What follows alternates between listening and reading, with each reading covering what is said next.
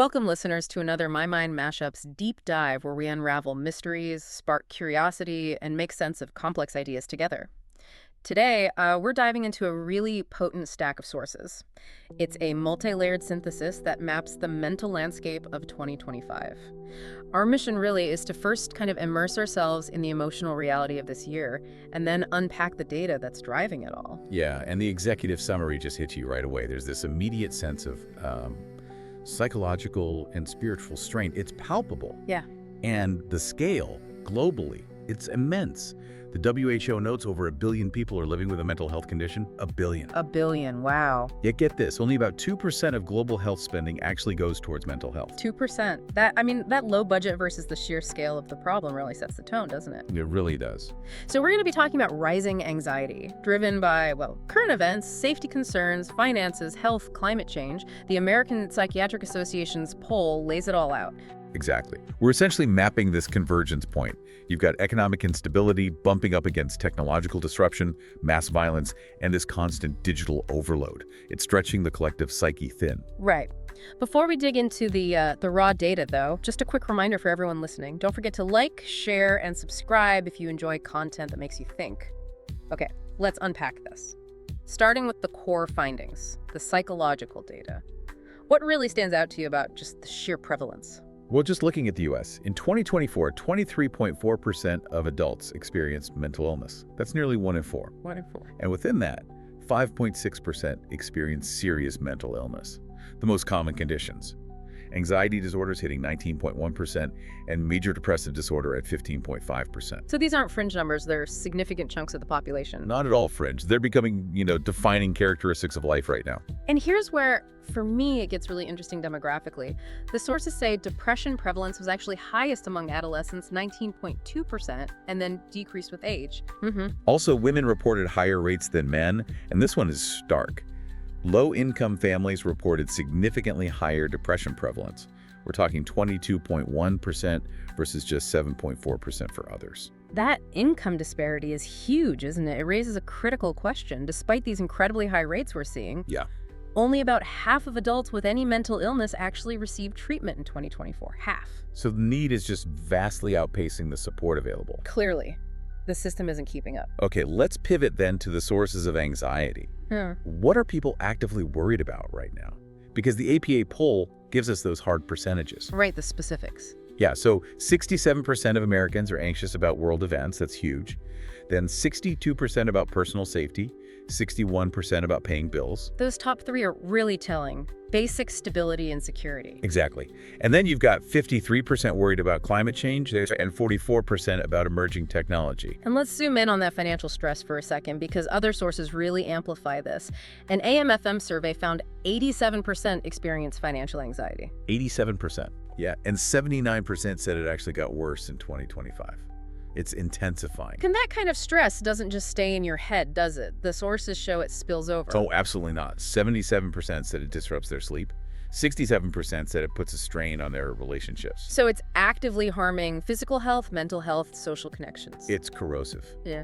And, talking about safety, we absolutely have to acknowledge the factor of violence and the fear it creates. The sources noted 348 mass shootings and nearly 12,000 deaths by firearm just by October 2025 in the U.S.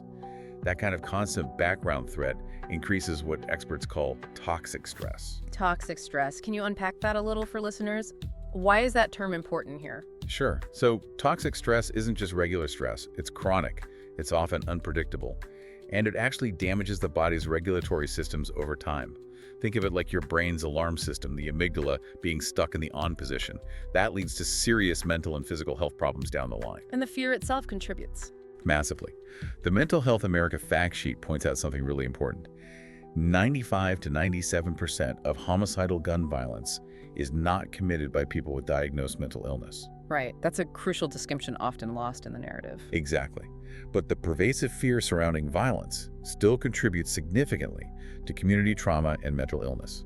It's part of why we saw that horrifying 46% rise in firearm death rates among kids and teens between 2019 and 2021. Wow. Okay. Just a quick pause here. If this deep dive is resonating with you, please do hit that subscribe button so you don't miss the next one. All right, let's shift our lens a bit. We've talked about finance, safety. Let's move to how technology and the changing economy are adding to this strain. First up, digital fatigue and doom scrolling. Ah, yes, doom scrolling. That constant, almost compulsive need to keep consuming distressing news online. It sounds exhausting, but is it actually, physically harmful? It absolutely is. It triggers hypervigilance. You're essentially keeping your amygdala, that alarm system we mentioned, constantly activated. It elevates blood pressure, cortisol, is directly linked to the research, to anxiety, depression, and even a sense of existential dread. You're bathing in crises you feel powerless to solve. And then there's this term brain rot that came up in a 2025 review, especially regarding younger generations. What's that about? It refers to the effects of over-consuming low-value, super high-frequency digital content. Think endless short videos, memes, fleeting trends. With Gen Z and Gen Alpha spending, on average, about 6.5 hours online daily, the worry is that this leads to emotional desensitization and cognitive overload. It might make it harder to process complex information or regulate emotions. A crisis of attention, almost. Precisely. And this digital pressure cooker connects right into the wider socioeconomic stress. Job insecurity is a huge piece of this puzzle. Yeah, unemployment climbed to 5.8% mid-year. And AI isn't just a sci-fi concept anymore, is it? Not at all. It's becoming a tangible threat to livelihoods. Experts were warning that potentially half of entry-level white-collar jobs could be automated by 2030. Half. That could push overall unemployment towards, 20%? That's the potential number being floated. That level of precarity, that uncertainty about the future, it just fundamentally undermines well-being for millions. And you see that reflected in the workplace itself. That NAMI poll found 42% of employees worry their career would suffer if they opened up about mental health. Right, the stigma is still incredibly powerful. And a quarter, 25%, had actually considered quitting because of mental health struggles. The silence is making it worse. And the digital world adds another layer of pressure there too. The CyberSmile Foundation's report is striking. 87% of Gen Z say social media negatively impacts their mental health. 87%, why? A huge part is comparison. 85% feel dissatisfied with their own lives when they compare themselves to the curated, often unrealistic lives they see online. That curated perfection. Exactly. And the pressure seems particularly intense for women, with 91% reporting experiencing harm or cyberbullying online. Okay, so we have all these forces converging: financial anxiety, physical fear, digital overload, job insecurity. What does this do to us collectively? How are we processing all this chaos? Well, culturally, you see these symptoms emerge. Yeah. Like the slang term crashing out that got popular on TikTok. Right, meaning losing control because you're totally overwhelmed. Yeah, basically having an emotional outburst from the pressure. And look, everyone has moments like that. But the source material raises a concern about normalizing it. If crashing out becomes normalized, even performative, it might actually reinforce burnout culture, instead of prompting us to fix the underlying systemic issues. That makes sense. It focuses on the individual reaction, not the cause. Exactly. I think this overwhelming feeling might also explain some other trends, like the increased mainstream discussion about UAP, unidentified aerial phenomena, alien ships, basically. That's a fascinating angle the sources bring up. That surge in interest, the existential questions it sparks. What's the psychological take on that? Well, some psychologists suggest that fascination with aliens, or the other, can be a projection of our own shadow aspects, things we repress in ourselves. Or, perhaps more relevant now, it could signify a deep collective desire for, well, salvation. Like hoping something external will rescue us from the chaos. Potentially. Yeah. A hope for rescue, or maybe just a need to find some kind of larger meaning or framework when earthly systems seem to be failing or making less sense. Some thought leaders are even framing this whole era as a kind of collective dark night of the soul. I saw that in the synthesis too. Yeah. That idea of a period of intense suffering that actually precedes some kind of transformation. So the upheaval isn't just random chaos, but maybe a catalyst, forcing us to confront our collective shadow, our repressed fears, greed, violence. That's the interpretation. It suggests that just coping individually isn't the point. We're perhaps being pushed towards a necessary, albeit painful, breakthrough. And despite all the despair we've talked about, the sources do highlight these threads of hope, People turning towards spirituality or reconnecting with nature, strengthening communities, engaging in mutual aid, eco-conscious living. Right, seeking connection and meaning outside the dominant systems. Exactly, finding alternative ways to live and relate. Okay, let's try to bring this full circle. The expert perspective synthesized here really emphasized something crucial.